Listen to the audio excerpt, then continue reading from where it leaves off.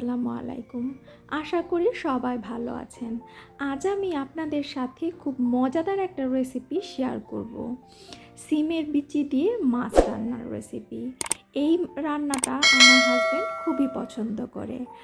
আর রান্নার মাঝখানে আমি আপনাদের সাথে শেয়ার করব খুব অল্প সময়ের মধ্যে কিভাবে সিমের বিচির খোসাগুলো ছাড়িয়ে নেবেন।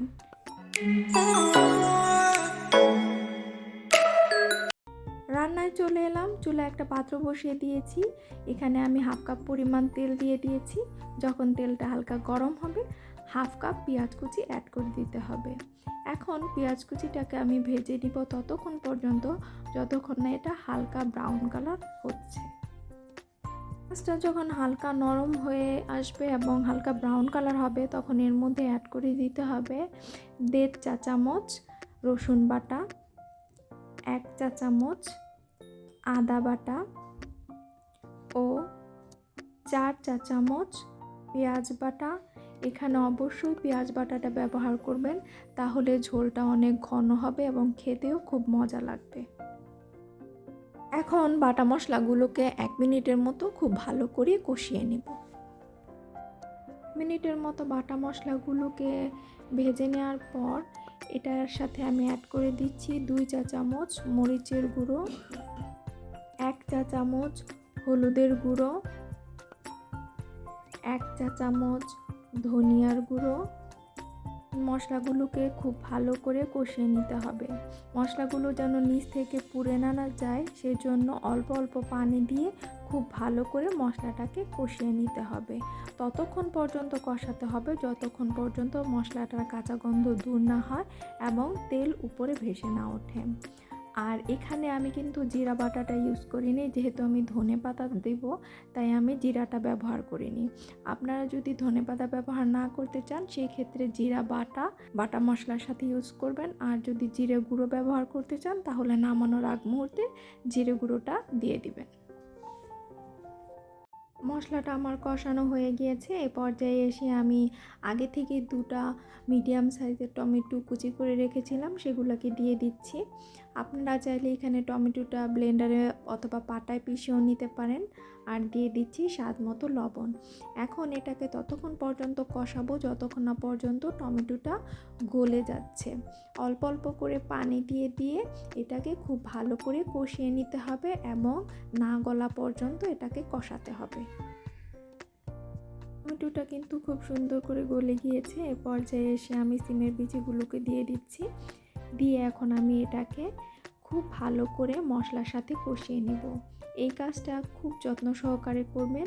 সিমের বিচিটা খুব ভালো করে মশলার সাথে কষালে সিমের বিচির মধ্যে এই মশলাগুলো ঢুকে যাবে এবং খেতে তখন খুবই মজা লাগবে। কষাতে এক পর্যায়ে দেখবেন সিমের বিচির সাথে মশলাগুলো লেগে গিয়েছে, তার মানে মশলা আর সিমের বিচি আলাদা নেই, মশলা এবং সিমের বিচি এক হয়ে গিয়েছে। তখনই বুঝতে পারবেন যে আপনার সিমের বিচিটা কষানো হয়ে গিয়েছে। আর চুলার জাল মিডিয়াম টু হাই হিটে রেখেই এই কাজটা করে নেবেন। তো এ পর্যায়ে এসে আমি মরিচ অ্যাড করে দিচ্ছি 4টা কাঁচামরিচ, সুন্দর ফ্লেভারের জন্য। মরিচটা দিয়ে আমি 30 সেকেন্ডের জন্য একটু উল্টে পাল্টে নেড়ে নিচ্ছি।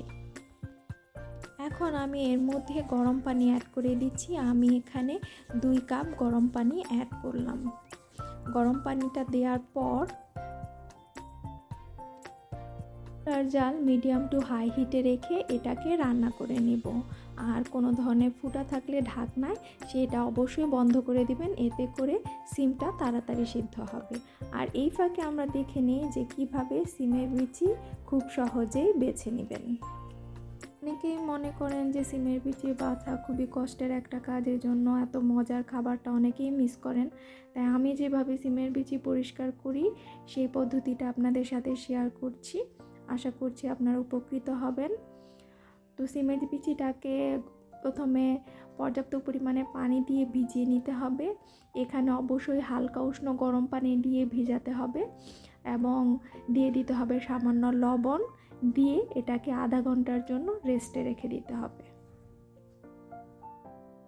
আধা ঘন্টা পর ঠিক এইভাবে করে বেছে নেবেন, খুব সহজেই সিমের বিচিগুলো বের হয়ে আসবে। এভাবে খুব অল্প সময়ের মধ্যে সিমের বিচির খোসাটা আপনারা ছাড়িয়ে নিতে পারেন।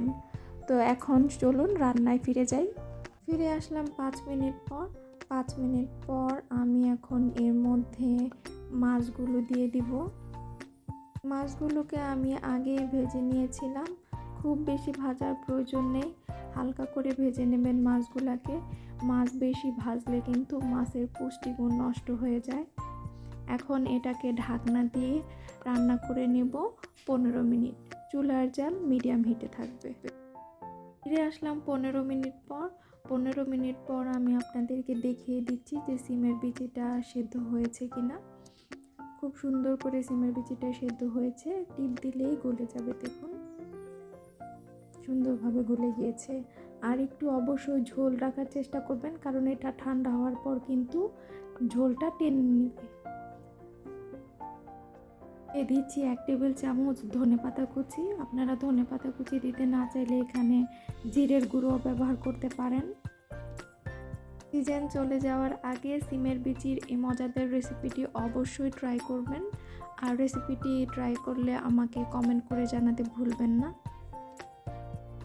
আশা করি রেসিপিটি আপনাদের ভালো লেগেছে। ভালো লাগলে চ্যানেলটিকে সাবস্ক্রাইব করে পাশেই থাকবেন। ভিডিওটিতে লাইক দিবেন, কমেন্ট করবেন, শেয়ার করবেন।